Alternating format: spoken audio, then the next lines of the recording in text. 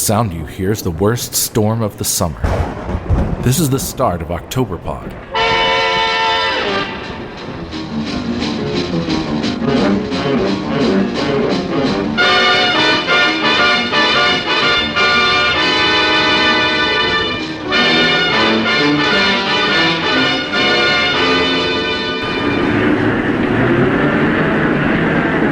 Exterior, a mountain road.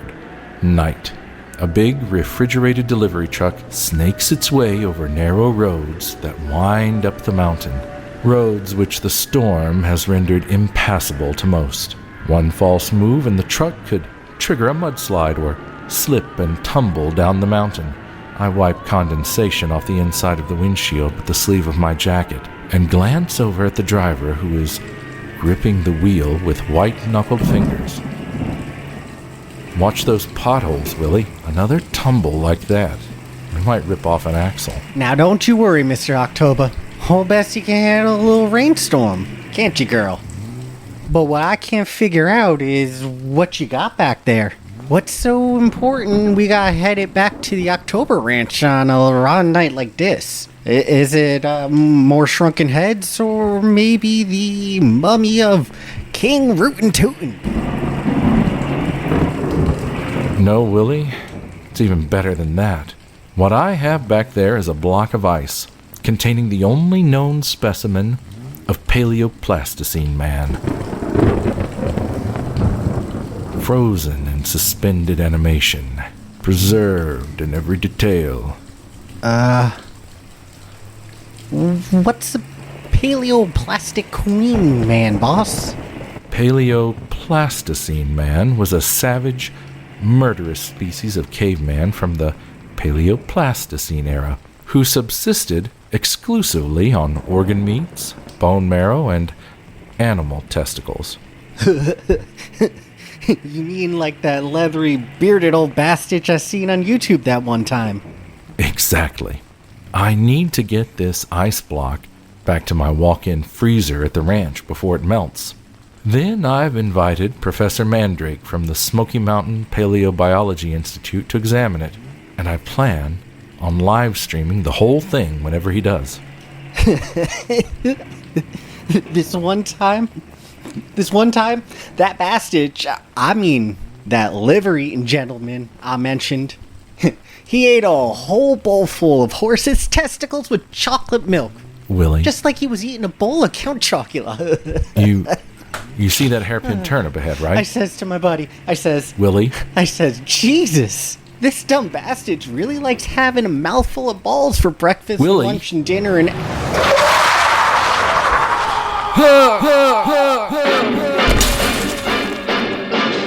Willie cuts the wheel hard, trifle too hard, and slides through the hairpin turn. The truck jackknifes before tumbling off the side of the mountain.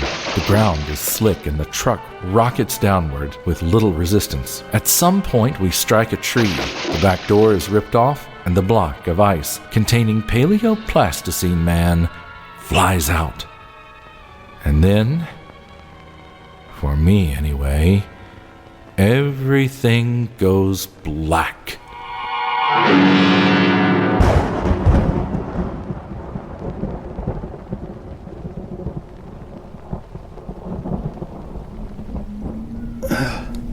Mr. October,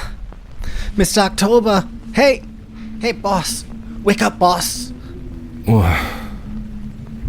Willie, what happened? Well, you see, the truck didn't handle that hairpin turn so good. Looks like we went ass over tea kettles.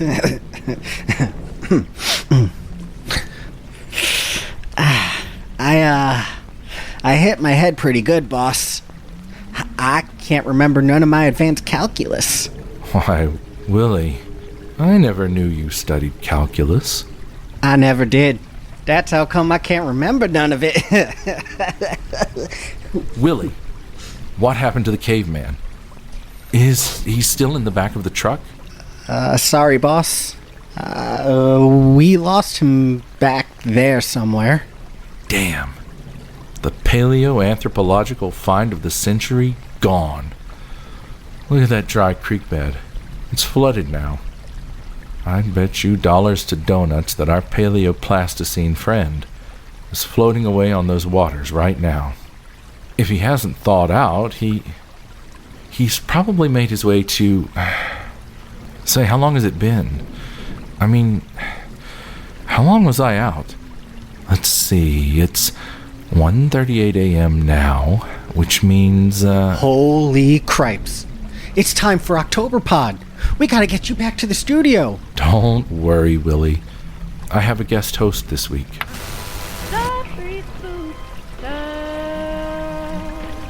You see, Willie? Tara and Jessica from 3 Spooked Girls are filling in for me tonight. Well, ain't that something? Truck's totaled, but the radio works clear as a bell. Come on, Willie. If we follow the creek, we may just find our caveman before the mid-roll ads. Okay, boss. But what if that caveman decides to wake up? I bet he's hungry, and it scares the bejeebers out of me to think what he might be hungry for. I hope he still don't have a taste for balls or nothing. That's all I'm saying. You know, my cousin, Louie, he only got one ball.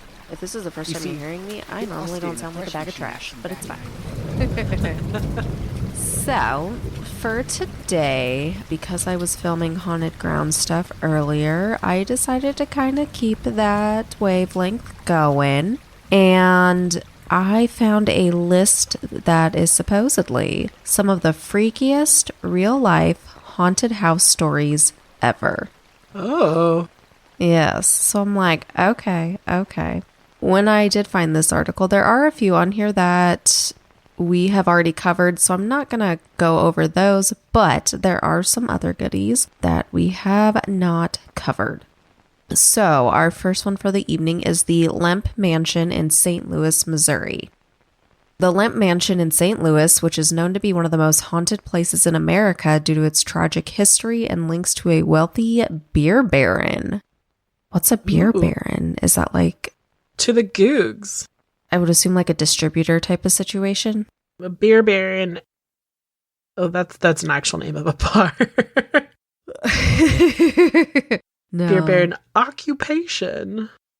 Beer baron, somebody who organizes the illegal production and sale of beer during time of prohibition.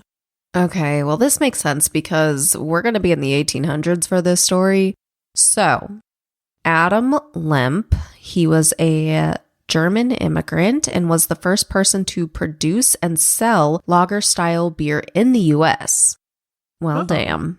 That's Good cool. for him. Sam Right. Adams, super happy about it. Actually, I don't like Sam Adams, but you get my point. Yes. He stored the barrels in an underground cave system beneath the city to keep them cool pre-modern refrigeration. It was successful, but his son, William, was the one who really brought it to the next level. In the 1860s, William wanted to live closer to the industrial plant and started a family with his wife, Julia. So they built the foreboding home in the historic Benton Park neighborhood right over the cave system.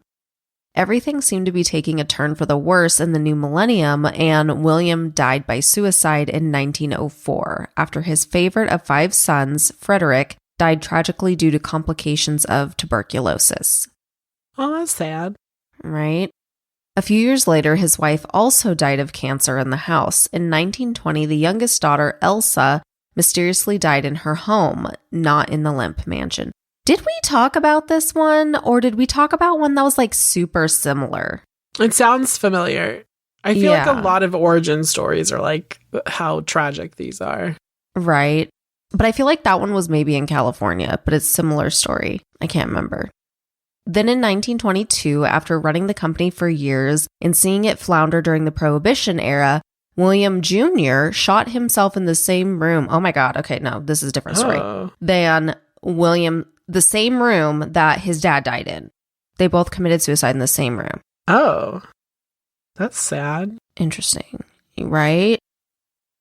One of William Jr.'s brothers, Charles, lived in the home from the 30s until 1949 when he shot his own dog, oh my God, in the basement of the home before dying by suicide in his room. That same year, the youngest surviving child of this family, Edwin, sold the house and transformed it into a boarding house where reports of hauntings began. According to Destination America, witnesses have experienced burning sensations, slamming doors, disembodied moaning and crying, amongst other things. Today, the Lemp Mansion is a restaurant that also holds events including weddings, murder mystery dinners, and ghost hunting experiences. Interesting. I'm like gonna have to see how far that is from me. I was really hoping they were gonna say like is currently a tap room. Oh my god. I mean, lean into it. He's a beer baron. There's probably something themed there. If not, that's a huge missed opportunity. And if someone knows who owns it, tell them. Oh man. All right. So now our next one. We're going to head to California. So this is 1000 Lombard Street in San Francisco. Socialite, journalist, and famed party host Patricia, oh my God, I can't say his last name. Patricia Montandon, I don't know, something like that, moved from her apartment on San Francisco's famous crooked block Lombard Street in 1960. She lived happily in her Russian Hill abode for about 8 years until things began to go awry following an astrology-themed party that she hosted in her apartment. Oh. Yeah. In her memoir, The Intruders, she attributes a series of hauntings that culminated in the corporal tragedy to the bizarre behavior of a disgruntled tarot card reader who may have cursed, oh my God, the apartment the night of that party. Don't piss off a tarot reader. You pissed off the wrong one. So, from eerie laughter and faint music seemingly coming from within the apartment on repeat to constant rushes of cold winds despite locked doors and windows and strange disembodied footsteps, the paranormal events were stacking up quickly. But she was also the victim of physical crimes following the party, including a robbery, harassment, possible arson, and more. After the tragic fire at the apartment and the premature passing of 3 of her close friends, all of whom had separately lived in the apartment between 1968 and 1969, she set off her own investigation to uncover the root of the apparent curse on 1000 Lombard Street. Wow. I think I need to read that memoir. That's insane. That's like a lot of bad juju. It is. Going on. I mean, whoever you pissed off, like, was well connected. Right. Okay, next one. Ackley House in New York. So nicknamed Ackley House after its one-time occupants, the Ackley family, this classic Queen Anne sits on the Hudson River across from Sleepy Hollow. Ooh. Many of the ghosts who roam the halls of One Lavetta Place were nothing but friendly, though they were active enough to inspire the matriarch, Helen Ackley, to write a national article about them in Reader's Digest. The article gained enough momentum that the house became a stop on local ghost tours, which ended up having some not-so-great ramifications when it came time to sell the home in the late 80s. I could see that, because people are going to be like, why do I want to buy a haunted house type of shit? Oh, for sure. Like, nobody wants to be the stop. No. The Ackleys found themselves entangled in a legal battle over whether or not they should have disclosed the haunted nature of the house to the buyers, the Stambovsky family. In a landmark legal discussion now referred to as the Ghostbusters ruling. I love that so much. Right, me too. Ackley House was deemed haunted by the New York Supreme Court, and the buyers were able to pull out of the sale while also getting half of their down payment back. Oh, damn. Right. One Lavetta Place has since been home to several celebrities, including musician Ingrid Michaelson. Interesting. The courts were... I feel like that's definitely like an 80s vibe. I mean, today I feel like it'd be possible, but during like the late 90s and the early 2000s, that absolutely would not have happened in court. That's insane. I mean, can you imagine though, like, I don't know, buying a house and then just being like, well, it's haunted. And the previous owner's like, nah, you're bad. Right? Jesus.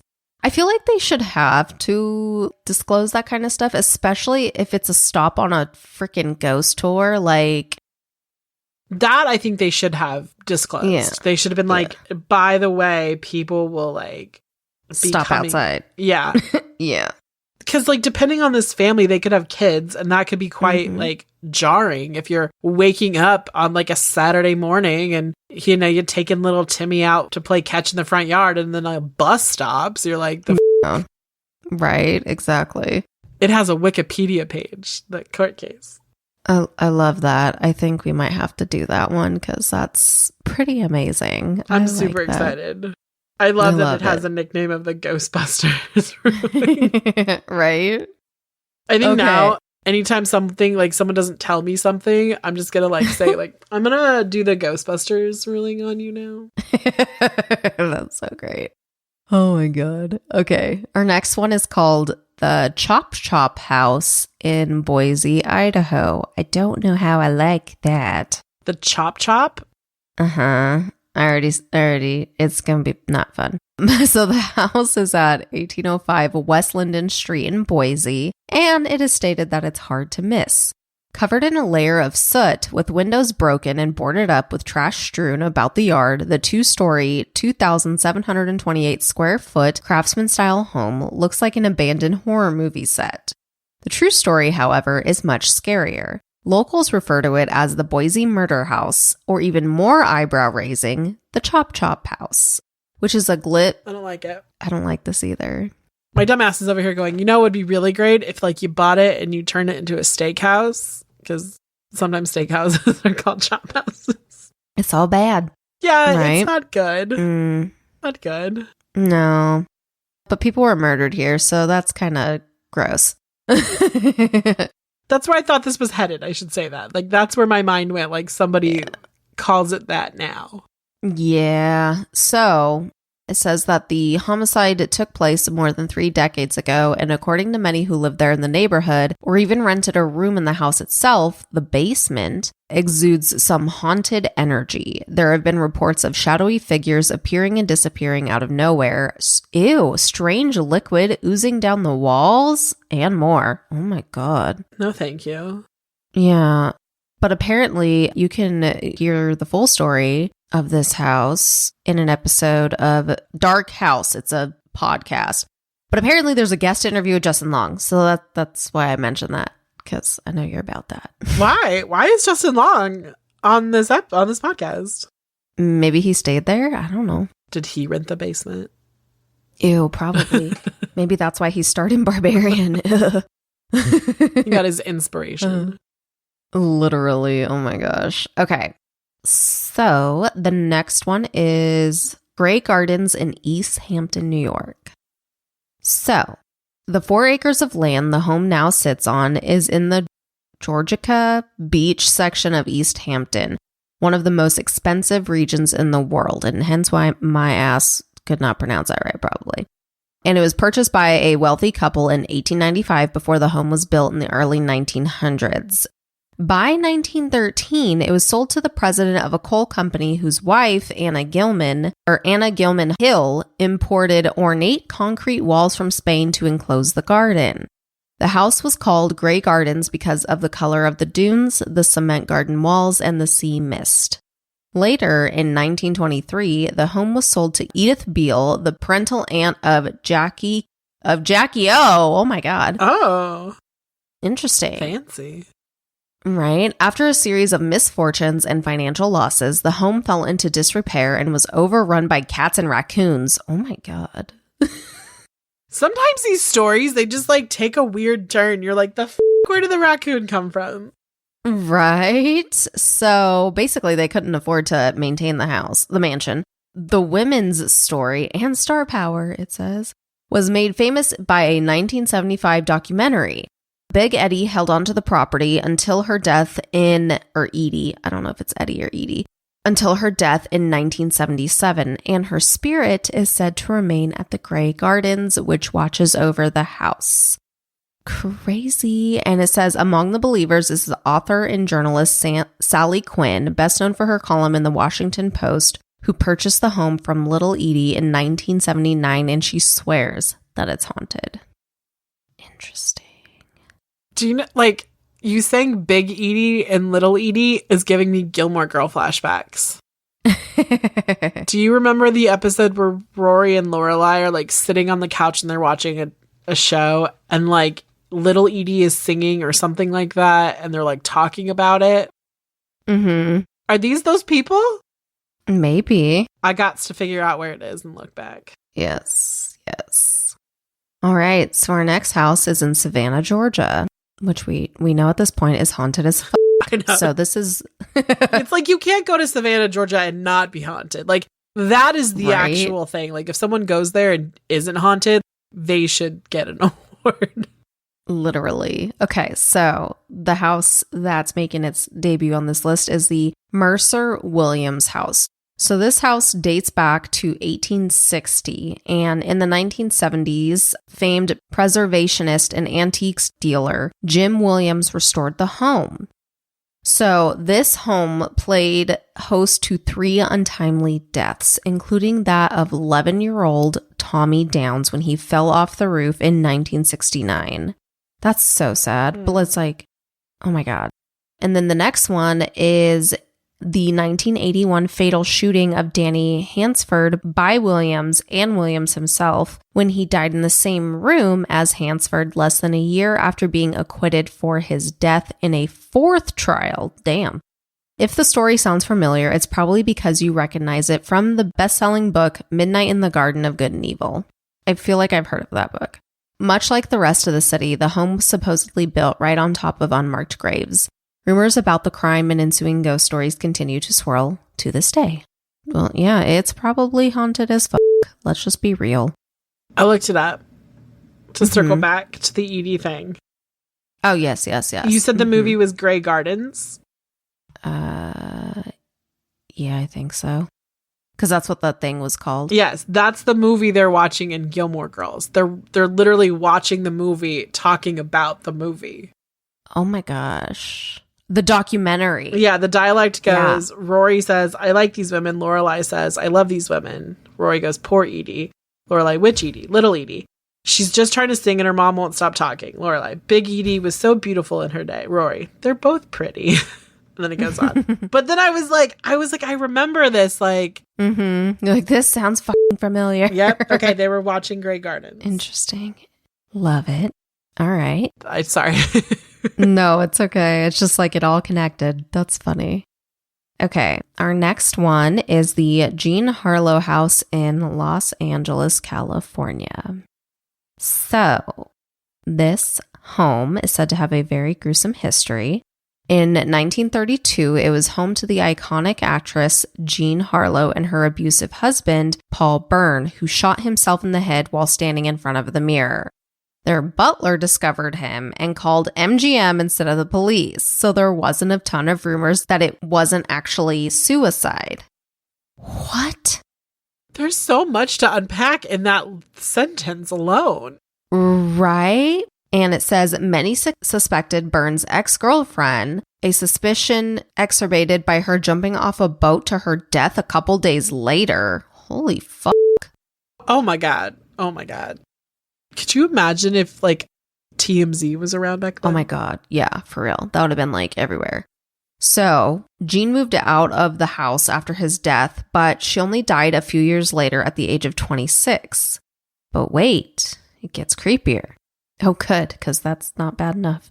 In 1963, celebrity hairstylist Jay Sebring bought the home and lived there with his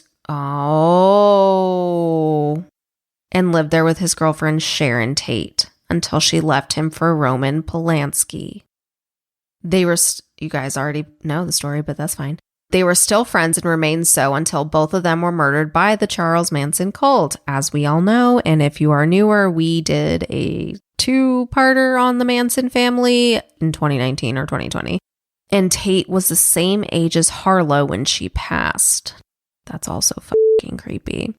But back to when the couple lived in the Harlow house, Tate told several friends of creepy occurrences in the home and even mentioned it in interviews. For example, once when she was sleeping in the master bedroom alone, she saw a creepy little man. Her friend said she believed it to be Paul's ghost. She was also freaked out when she saw the alleged ghost that she ran out of the room and then saw a hanging, shadowy corpse with his throat slit in the hallway. Ah! There's also stories about 2 other people dying in the swimming pool over the years. Oh my God. That house. The juju. Yeah. That's all bad. So bad. Yeah, no kidding. Okay, so our next one, we're going to go back to the East Coast. We're going to go to Gardner, Massachusetts. This is the S.K. Pierce Mansion. So the original occupant, Sylvester Pierce, had just started making his fortune in the furniture business when he built this home for himself, his son, and wife, Susan. As a man about town, he hosted many notable people in his 7,000 square foot home throughout the years, including President Calvin Coolidge, Bette Davis, and Norman Rockwell. Wow. Only a week after moving into the home, Susan fell ill and passed away from a mysterious bacterial disease. A year later, he remarried to Ellen, a woman 30 years his junior, Jesus, and had 2 more children. Years later, when both Sylvester and Ellen had passed away, his son embarked on a fiery feud about the property as well as the furniture company.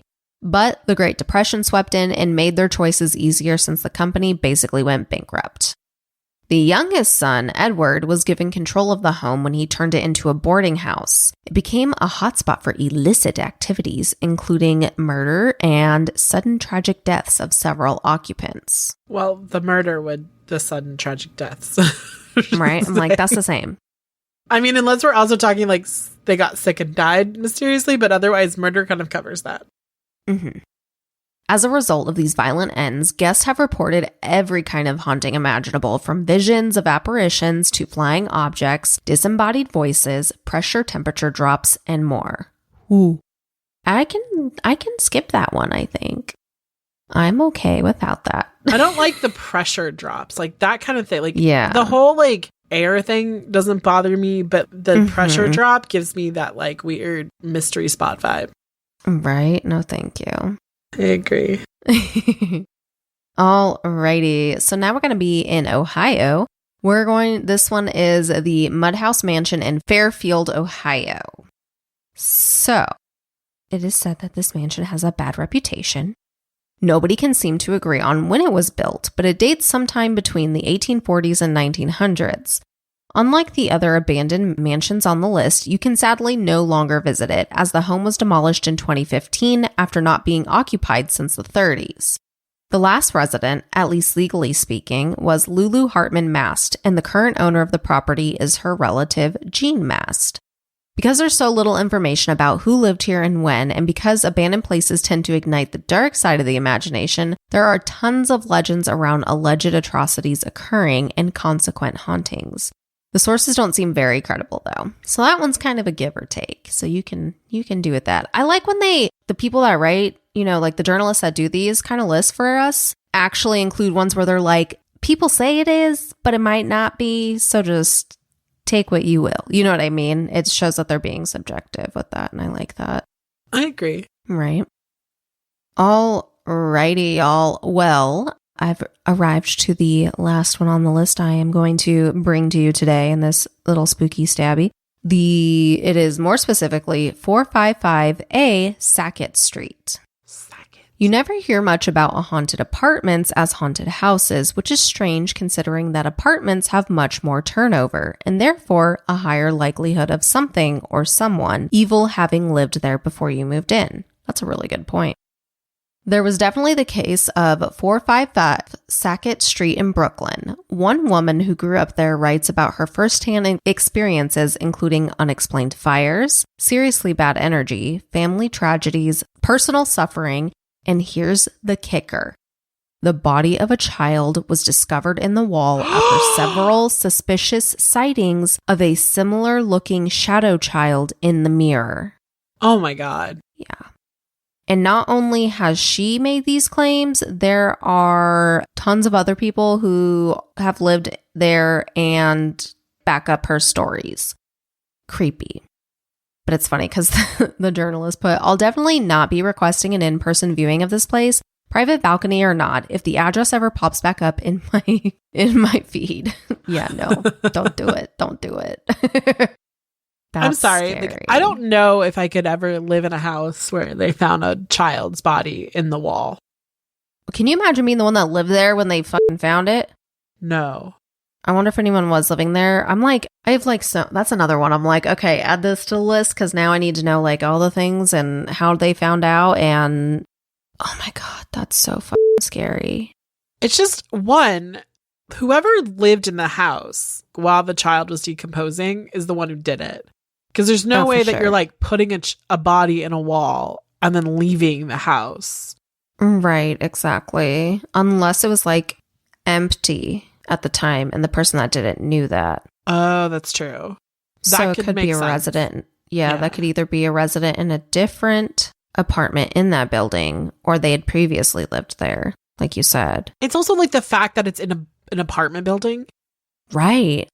I can smell when my neighbors cook things. Like, could you imagine like living next? And I feel like today we have stronger building codes. Like you have to like have more space. You have to insulate more, that kind of shit. So like back in the day, like you would think that there'd be like a big, you'd smell it. Right. Exactly. Kind of slumlord not checking on this smelly place is this shit. But hey, it has a private balcony. Jesus. Yeah. It's just. Could you imagine if that's what the listing says? Comes with ghosts and private balcony.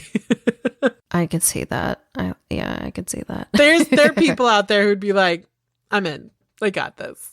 Right? I'd be like, nope, bye. Next one. Don't care. Everyone just bringing their own form of spirit cleansing products. Lord. Monsters do have their place. In the zoo. In your nightmares. In the deep. In your favorite horror movies. But not on your phone during an ad break. Politically motivated interests are seeking to influence you through the ads placed on this podcast.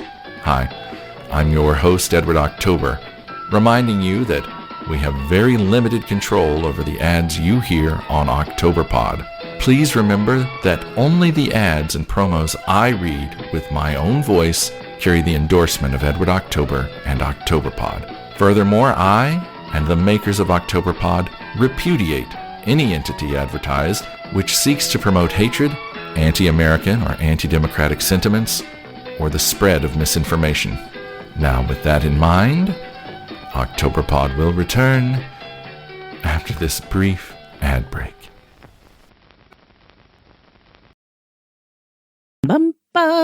Stop by Humburgers today and try a symphony burger with cheese. Get the combo with fugue fries and a soft drink for only $3.99. Visit any of our 13 locations in the tri-state area, including Main Street Alvarado, the Ray Market Plaza, and in the food court of Vista Del Rey Mall. Humburgers. You'll hear beautiful music with each bite. Hey there, Spooksters, and welcome back to another episode of Spooked Girls. My name is Jessica, and I am joined by my favorite person not in the planet. You're not in the planet. You are on the planet. We're on it. We're not in it. We're in the universe, not in the planet. Okay. You guys know what I'm trying to say. I'm joined by my favorite gal pal, Sarah. Hi, Spookster. Exterior. Lover's Lane. Night. A late model pickup truck pulls into a clearing at the creek's edge. This truck belongs to Russell Boggess. Well, it belongs to Russell's daddy. And Russell's been waiting all week for a little Dixieland delight with the pig farmer's daughter. Come here, honey. Wait, what was that? Turn your high beams back on. Something in the creek. You sent me the hotel. You're like, let's do this. I thought you meant you wanted to plan a vacation. What in the hell is that? A big hunk of glass? Looks like a big old chunk of ice. Now how in the blue fuck could there be a piece of ice floating in the creek? In the middle of a storm? In July? I don't fucking know, Russell.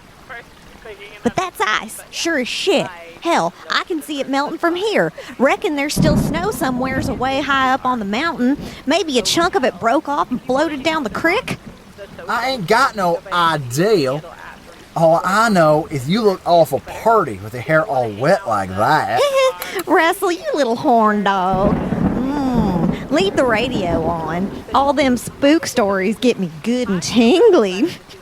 How about you rock them seats back and I'll start to unhook my overalls? Yes, ma'am. Just make sure your dog's shock and collar ain't back there. I don't want to get zapped on the ass cheek again. I swear to God, Russell, I don't believe I ever...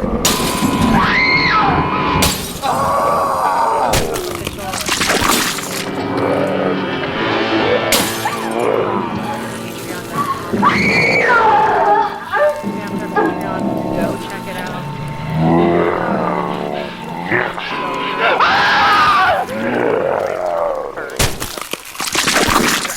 But yeah, basically.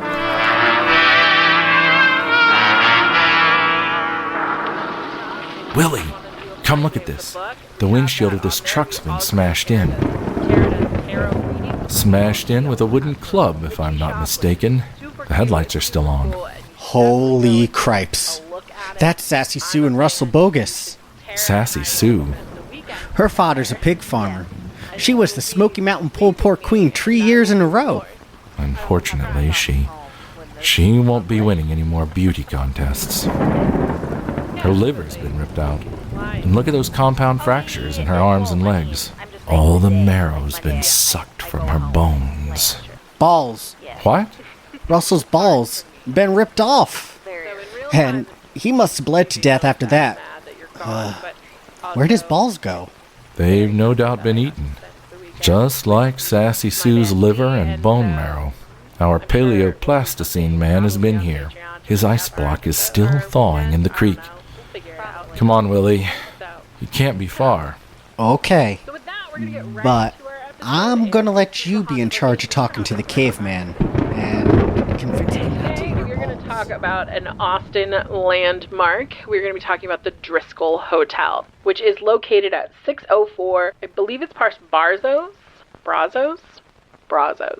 I'm saying this wrong, Austinites, people from Austin, I apologize. People of Austin. People of Austin. I apologize. Yeah, please don't get mad. I want to visit. We would like to go to this hotel, so like also anyone who knows them and want us to come, wink wink. Tara's like looking at me like, God, this is gonna be that episode. Jessica's gonna It's fine. It's fine, guys. Okay. So it was imagined and built / created by Colonel Jesse Driscoll, which I gotta love a Jesse. He was a cattle rancher, or also known as a cattle baron. Fancy. So he ended up moving to Texas from Missouri in 1849. So we're going back.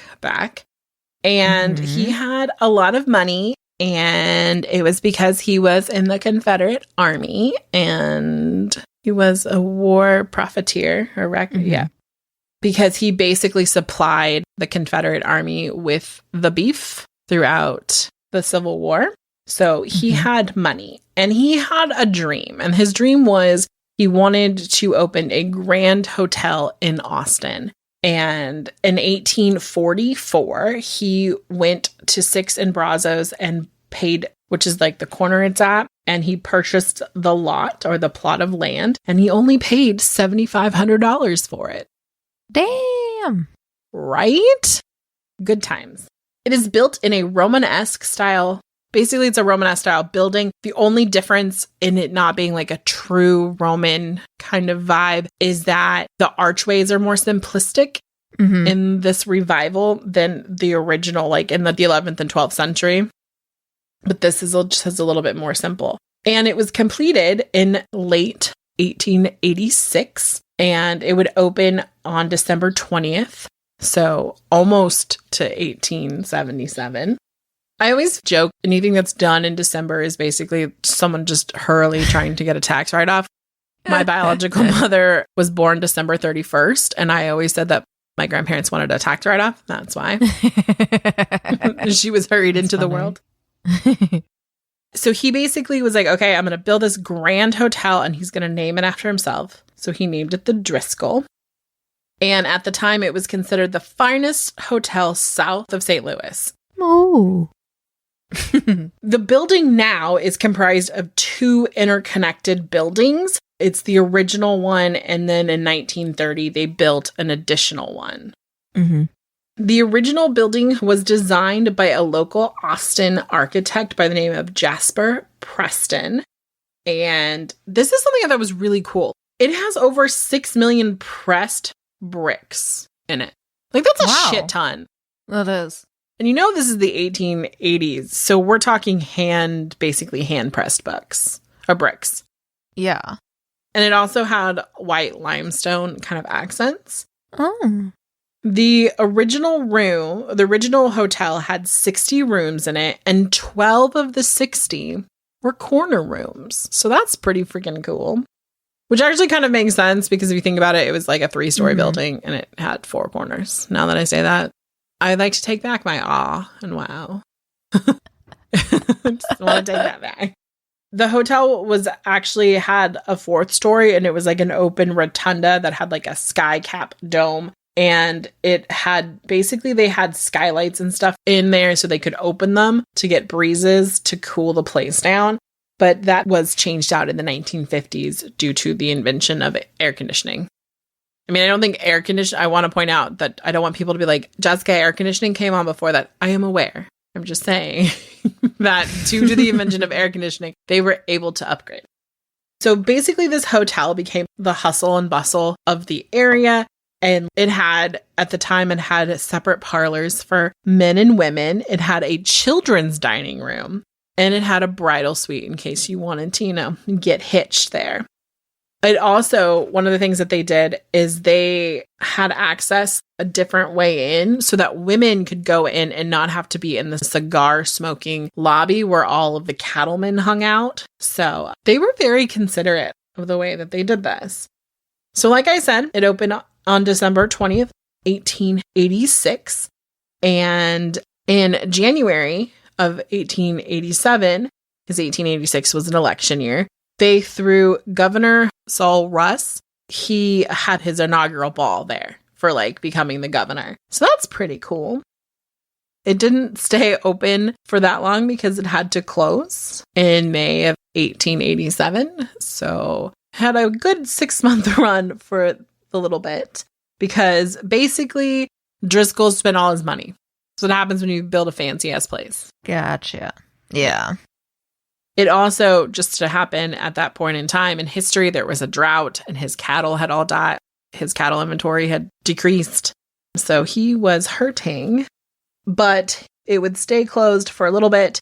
And then he actually would end up selling the hotel in 1888 to his brother-in-law, Jim Dock Day, who reopened it in January of 1888. So it was open. Gotcha. Had a fancy party. Drought happened. Driscoll bankrupted, closed it, and then opened it. Gotcha. In 1895, another person would come in, and he was a man by the name of George Littlefield, and he actually has the Littlefield house. That was one of his landmarks. And he also had the Austin National Bank. And so he ended up purchasing the hotel for $106,000, which I thought was a lot. Yeah. In that time. I did not look up how much that was.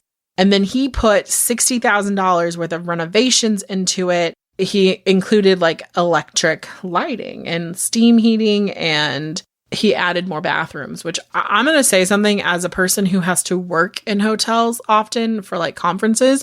Sometimes the public bathroom situation is egregious. The fact that you have to run halfway across the hotel to find one, and you're right. I don't know about you, but in working situations, you're not always just able to be oh, you use the restroom. I'm going to go to the restroom. You're I'm going to have to hold this, and now I have to run. It doesn't work. Now, we're going to flash forward to 1930, which essentially is when they added the 13-story annex, which is connected to the building. It added 180 rooms, including a bungalow-style penthouse. Which, fun fact, some very famous people have stayed in this bungalow, including Jack Dempsey, Bob Hope, and President Lyndon Johnson. Another fun fact is that President Lyndon Johnson, he met his wife, Lady Bird Johnson in the Driscoll Hotel, like in the dining room, which I think is cute. Like That's cute. That's adorable. Yeah. And later on, the bungalow would be like converted into an actual place of residence for like the managers, which I think is cool. Yeah. Another fun thing that happened at the Driscoll Hotel is in 1908, the Daughters of the Republic of Texas met, and basically they were deciding the fate of the Alamo mission, which, you know, like, remember the Alamo? I'm going to say that's what came around. Also, Louis Armstrong opened a 3-day performance at the Driscoll Hotel, which I was like, that's kind of cool. He was pretty famous. So there's been some famous people there. In 1950, this is when they like closed the hotel down for like not like a long time, but they like, wouldn't say closed it down, but like they basically like closed off parts of it because they were doing a massive renovation. This is where they like got rid of the skylights to put in air conditioning, which, by the way, why get rid of the skylights? Just keep the fucking skylight and add an air conditioner. Just don't open them. So basically this hotel, it doesn't have, I wouldn't say it has this like crazy history. It's just been owned by several different companies or corporations and whatnot. So I don't know. I think it's pretty cool. Yeah. It is now part of the Hyatt Hotel Corporation. They bought it in 2013 for $85 million. And then they actually sold it again in May of this year for $125 million after putting $8 million worth of renovation. And now I would really like to go to this hotel, because if it's had all of these renovations over the years, because a lot of times you see these like these old hotels that just kind of like maybe get a renovation once in a lifetime. But like the fact that they have had so many, it must, and I've seen the pictures, this place is beautiful. With that, I'm going to hand it over to Tara, who's going to tell us about the haunted parts. Yes. So this hotel is said to be the most haunted place in Texas, or haunted hotel in Texas. I can't remember which one it is. It's one of those two. I mean, I know everything fucking says that, but just saying. So there is a Ghost Adventures episode. I didn't watch it because fucking Discovery had every other season but the season it was. And it was like a random season, like 9 or 10 or some shit. So I was like, well, that's fun. Okay, thanks, guys. Thanks. But there are a lot of fucking ghosts here. And I kind of grabbed like the crowd favorites and the most popular ones and things like that. So probably the most infamous haunt here is room 525. So this is a haunted suite, and some people wonder if it's cursed because the same thing happened twice.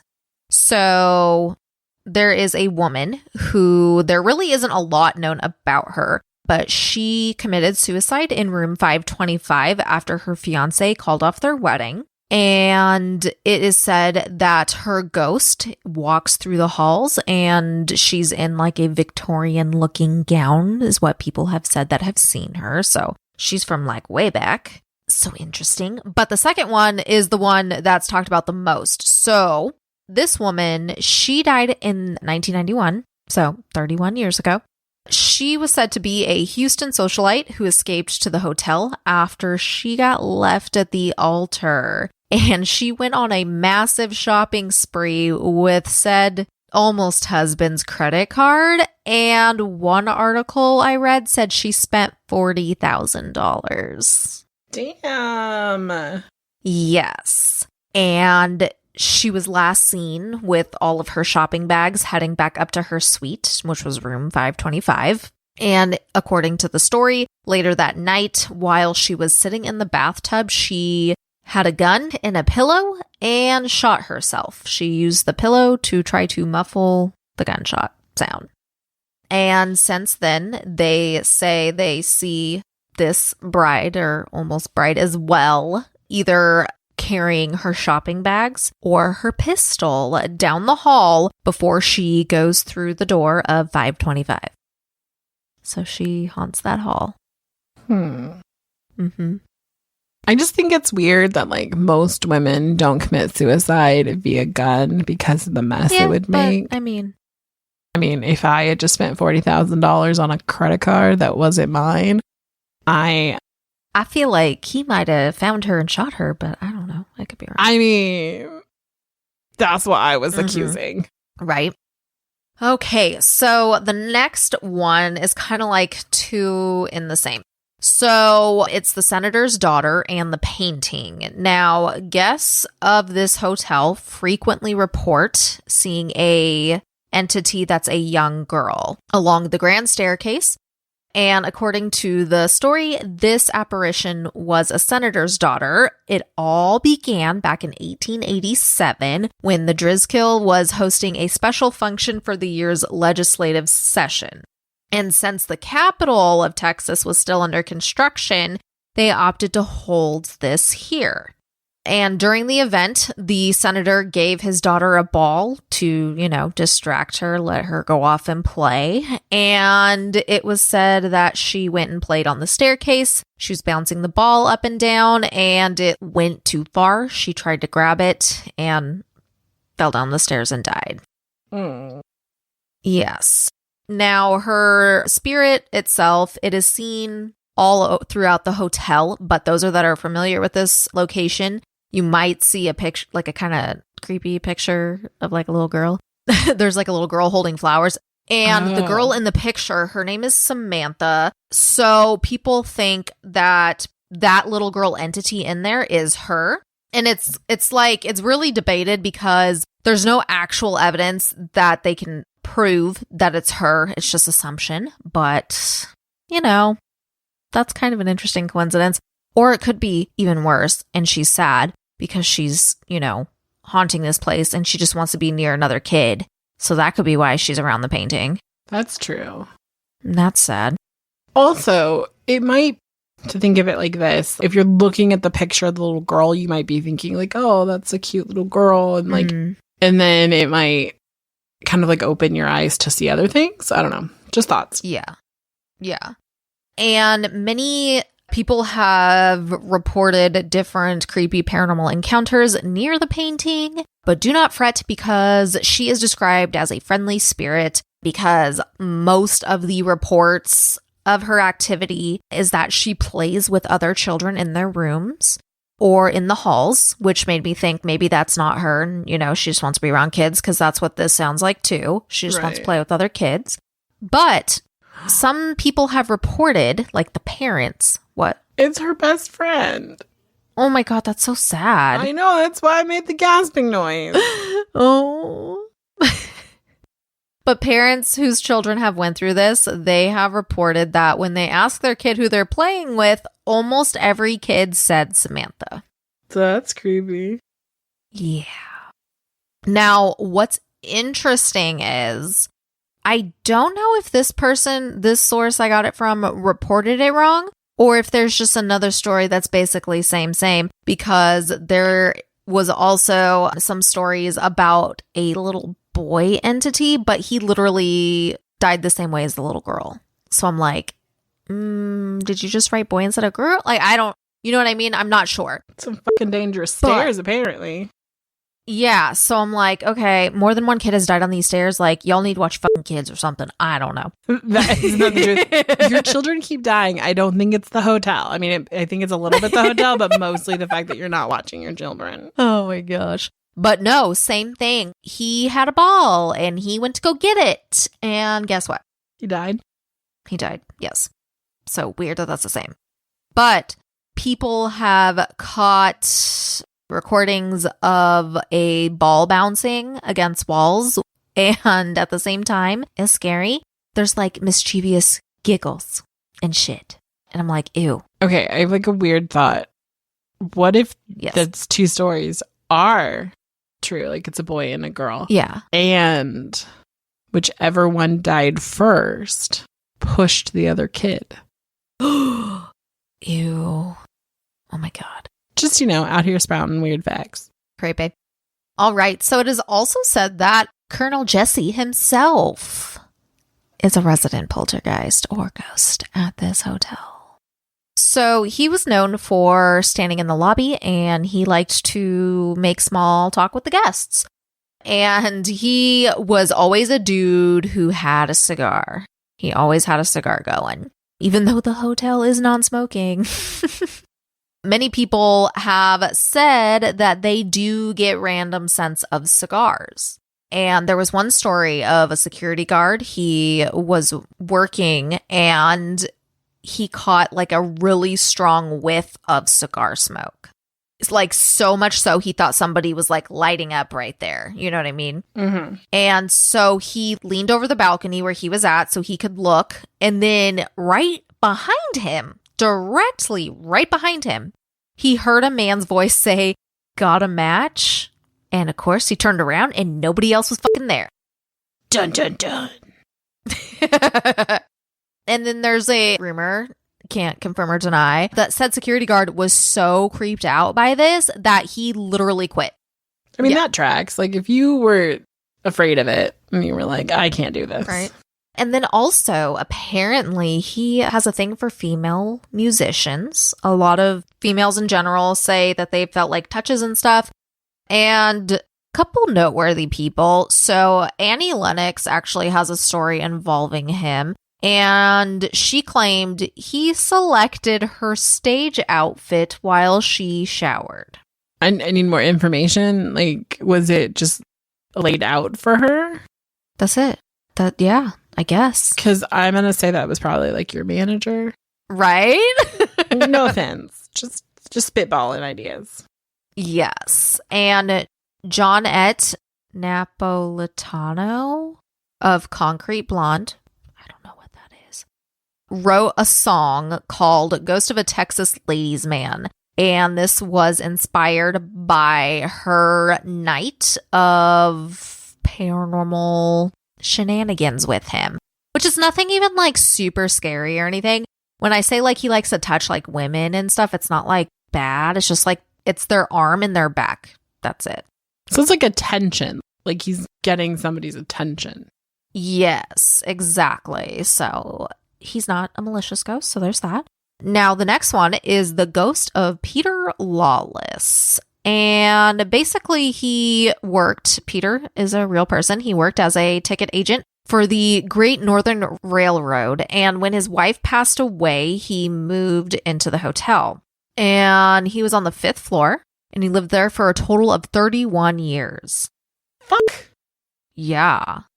Now, it's interesting to me because this is also the 5th floor. So people who have encountered him said that they have seen him exiting the elevator when they're like glancing. And basically, anytime they've caught a sighting of him, he's looking at his watch, taking a look at the time.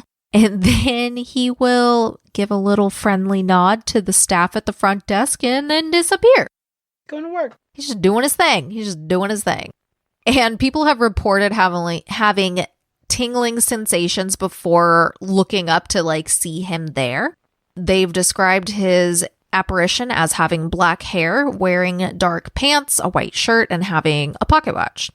And some have even said that they have watched his apparition walk out the door and try to step in front of a bus. And people think that's because he's trying to get away from being a ghost. So that's really sad. He's trying to suicide ghosting? I guess. My other thought was like, well, what if like he is going to work and, they're probably, who knows if there was a road or what? You know what I mean? So that was like, I was trying to not be sad. Right? Like, it also like he's a ghost. He can walk through things. He knows that he can walk through the bus. Yeah. He's probably just like, I don't give a Walk, walk, walk. Now, it is said that LBJ and Ladybird haunt this hotel too. And like Jess said, they met in the dining room and they loved to go here. They went here a lot. They went there for special occasions, just, visit, all of that stuff. It was literally his favorite place to visit in Austin. He watched the results of the 1964 presidential elections from the presidential suite. So he really loved this place, and basically he addressed his supporters in the ballroom there. Oh, so did all the things there. And then, it's crazy. And people all the time have stories that when they're in the ballroom, they'll see a reflection of them two in mirrors, like out of the corner of their eyes.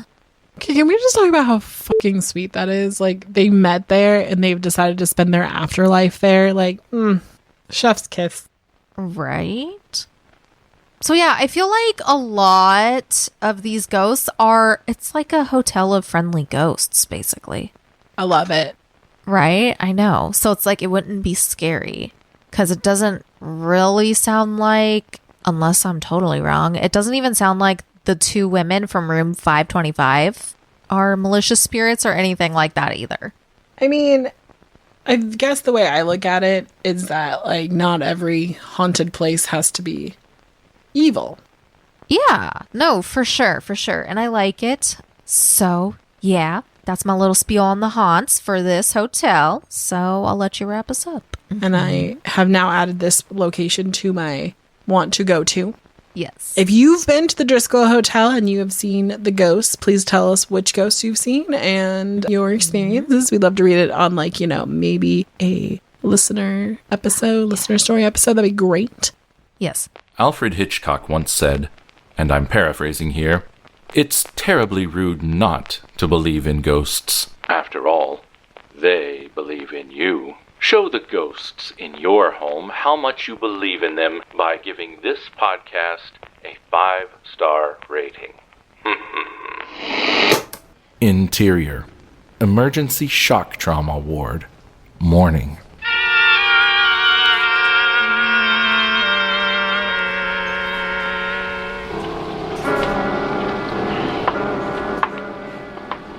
He's had a close call, Mr. October, but I believe he'll pull through.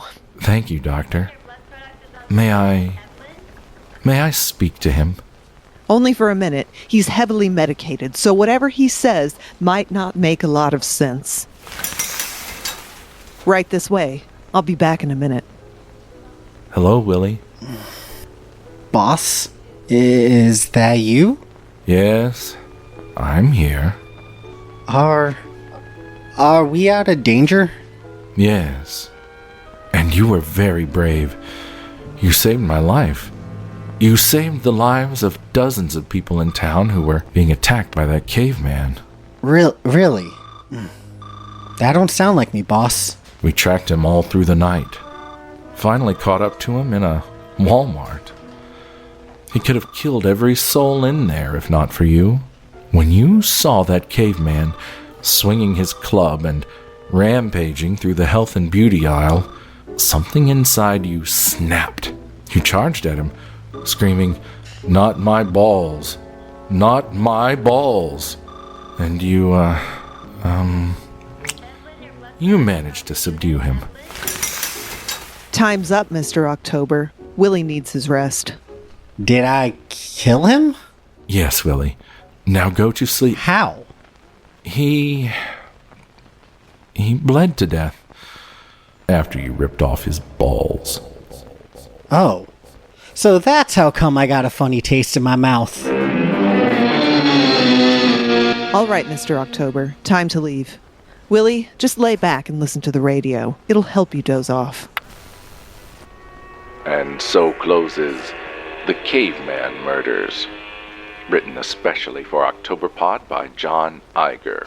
In the cast, you heard Mr. Kris Rustic as Willie, Ms. Autumn Grube of the podcast Autumn's Oddities, and Mr. Jeremy Robecheaux.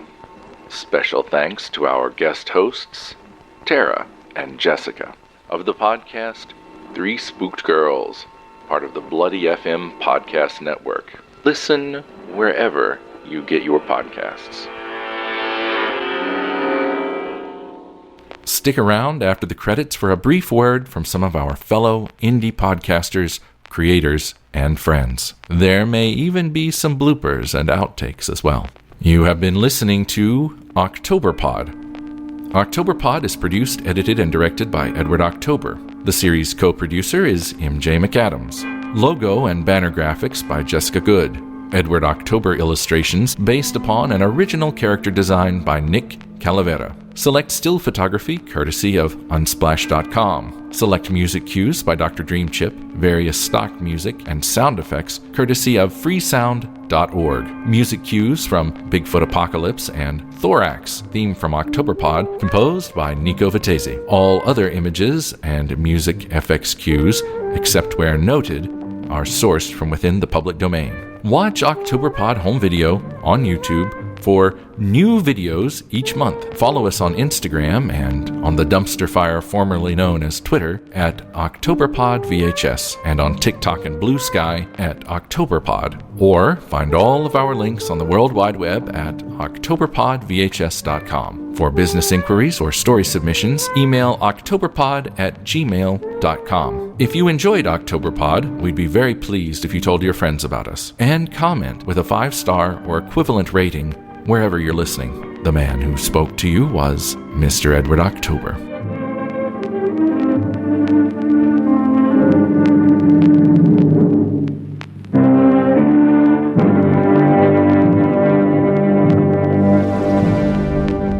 Do you have an oddly specific or ironic superpower?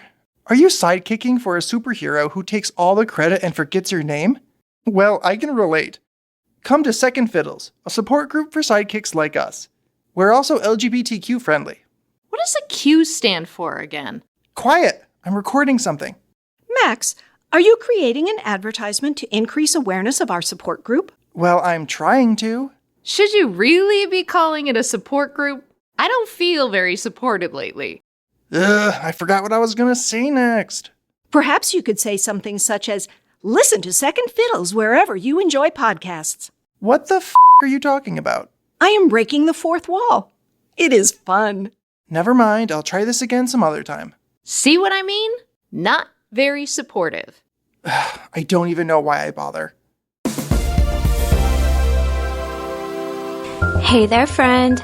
My name's Sarai, and I host a spooky, casual podcast called Freaky AF, where I tell you stories of conspiracies, true crime, and of the supernatural.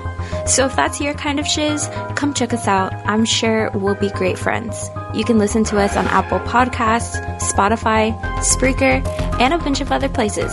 Or you can look us up on Twitter and Instagram. We're Freaky AF Pod. That's FREAKYAFPOD. Come get spooked, y'all. If you like weird, spooky, and strange history, then I have the podcast for you. My name is Brenda, and I'm the host of Horrifying History. Are you into the dark side of history? Horrifying History tells you about the side of history that people don't normally talk about. We tell the tales of haunted places, infamous true crimes, the paranormal, and unsolved mysteries, and then we look to history to see where the truth actually lies. Want to get spooky with us? Get your Horrifying History fix by subscribing today on Spotify, Spreaker, or wherever you find your favorite podcasts. All the marrow's been sucked from them. All the marrow's been sucked from her bones. What? 42. Balls. Oh. That's how come I got a funny taste in my mouth. Balls. Oh. So that's how come I got a funny taste in my mouth. I'm gonna do one more. Balls. Oh. So that's how come I got a funny taste in my mouth. No, that wasn't him. 71. Oh. Huh. So that's why I have a funny taste in my mouth. Damn. The paleoanthropological find of the century gone. 62. Are we out of danger? Bogus. Nope, I'm peeking there. Hang on. Blah, blah, blah, blah, blah. Alright, let's try that again. 2 takes. 2 takes. 44.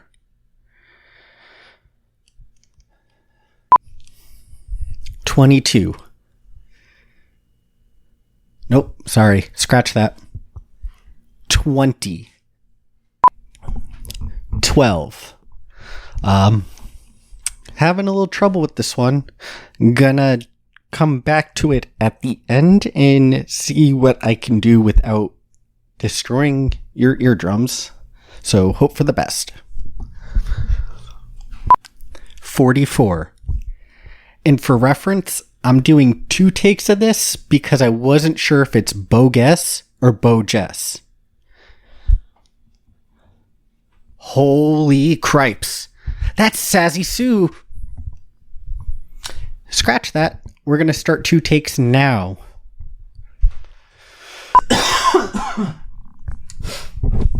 Sorry about the cough. Oh, 49. What?